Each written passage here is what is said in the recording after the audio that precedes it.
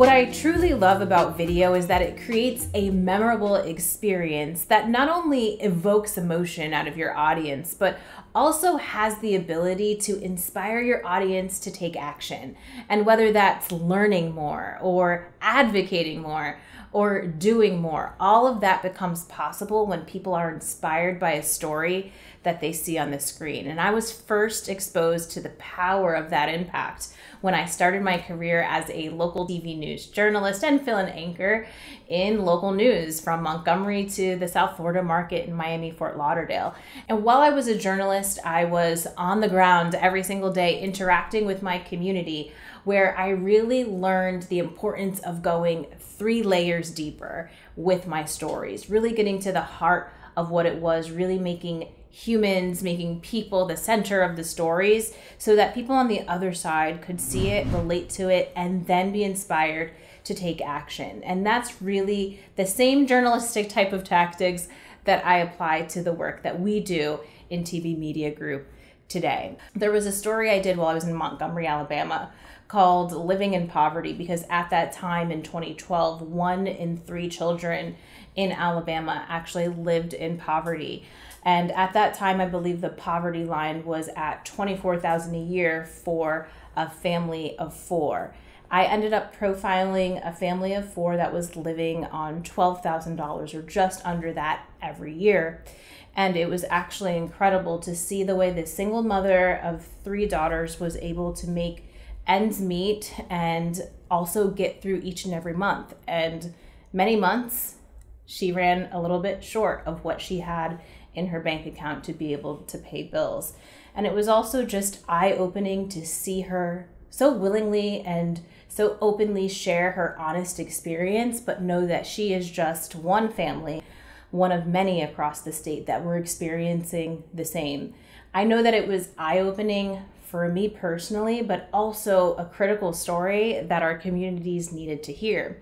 And when they did, so many incredible things happened because people stepped up and they gave and they contributed. And some of those were just, things like food and clothing and water that they donated to the family without ever being asked. There was also a college scholarship that was given by Auburn University at Montgomery to this woman's daughter who was just graduating high school in response to the story. And that was a huge moment, knowing just the financial situation that they were currently in and what kind of opportunities that made possible for this family. So these are just a couple of the examples and ways that I've seen stories actually inspire change in our communities and in individuals' lives and families' lives, because sometimes it's just one person or one group that can actually really change the trajectory of somebody's life, and it starts with a story.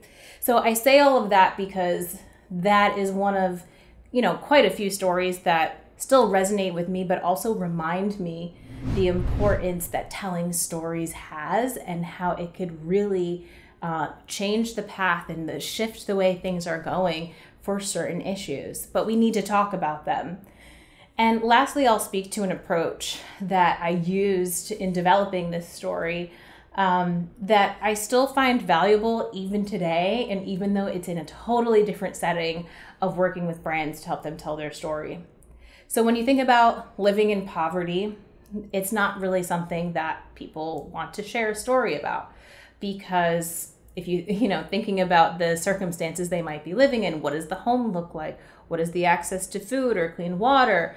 What does that look like for the family? And a family is going to feel like, hey, if I invite you in and allow you to show this story on the evening news that our entire market, county, city, neighboring cities are going to see, what does that mean for my children? What does that mean for the future of our family? I can't let people see this. I knew it was going to be a challenge to get someone to trust me enough to share this story, even while fearing what the consequences could be. I didn't know where to start, I'll be honest, at first. But when I thought about where do I find someone, I knew I had to go to an area of Alabama where families were living in poverty at a greater rate. And I decided to go there. And spend some time at the local food kitchen and just talk to people. No camera. I went there just to see who would open up, what I could learn, and how I could gain their trust. And after a couple of days of doing that in a row, I got a lot of no's until I finally got a yes from one woman who was willing to show her life, her family, and her story. But this is the type of time and I think thoughtfulness and effort and thinking outside of the box that I bring to the table and that I think is required to tell the most authentic story.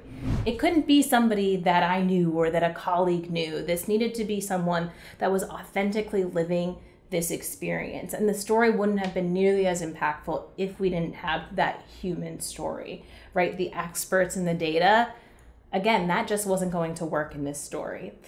And I think of social responsibility and CSR, ESG as the same way.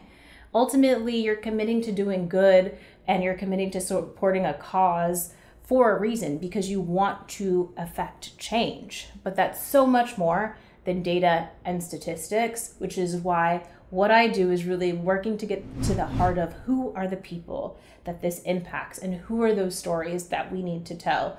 There's a unique skill set that comes from being a journalist and being able to not only think through and approach a story this way, but pull together all of the elements that are honest, true, and resonate with your audience. If you have any questions about my approach, our team's approach, and what we look for in identifying and shaping a story, feel free to leave a comment. I'd love to connect and learn more about what you're working on.